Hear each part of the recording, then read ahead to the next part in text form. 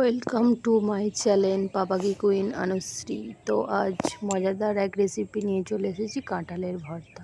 তো দেখে নাও, এই হচ্ছে কাঁঠাল দানা। তো এগুলো সিদ্ধ করে নিচ্ছি প্রেসার কুকারে, আর নুন হলুদ আর একটু কিছু জল দিয়ে সিদ্ধ বসিয়ে দিচ্ছি।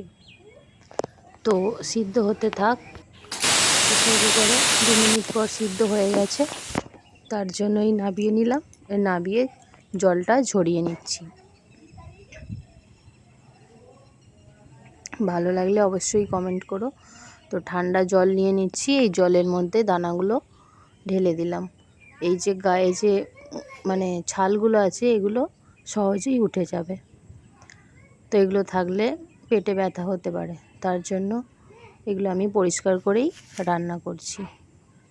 তো এইগুলো পরিষ্কার করে ধুয়ে নিতে হবে একটা একটা করে।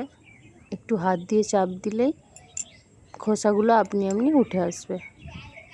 তো হয়ে গেল। এবার কড়া বসিয়ে তেল গরম করে নিচ্ছি।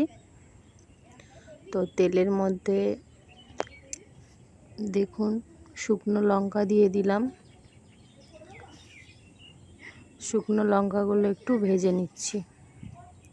ভাজা ভাজা মতো একটু হয়ে গেলে এবার ওগুলো কড়া থেকে তুলে নিতে হবে।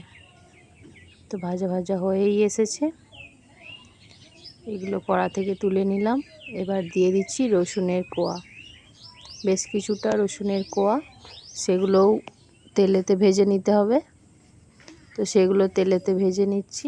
এগুলোও একটু ভাজা ভাজা লালচে লালচে ভাব মতো হয়ে এলে তো এগুলোও তুলে নিতে হবে। এগুলো তুলে নেওয়ার পরে পেঁয়াজ দিয়ে দিলাম। তো পেঁয়াজগুলোও লাল লাল করে ভাজতে হবে।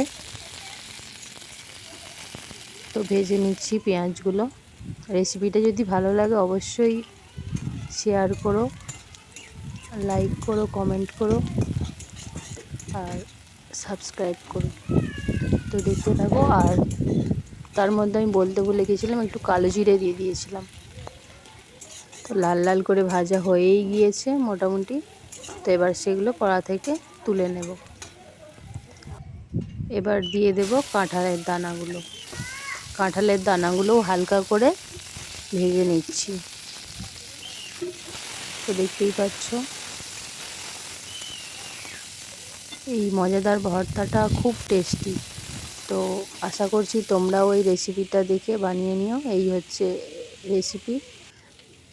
তো এইগুলো আমি মিক্সিং জারে পেস্ট করে নেব।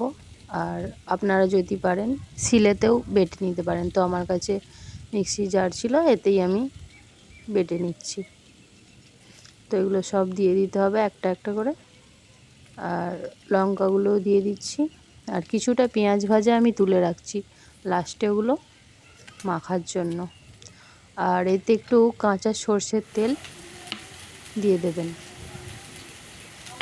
কাঁচা সর্ষের তেলের যে গন্ধটায় না, খুব সুন্দর লাগবে। তো পেস্ট হয়েই গেছে। যে আমি পেঁয়াজ ভাজাটা কিছুটা রেখে দিয়েছিলাম, তো সেগুলো মাখিয়ে নিচ্ছি। তো মাখানো হয়েই গেছে, এই দেখো ভর্তা রেডি। এবার তার উপরে শুকনো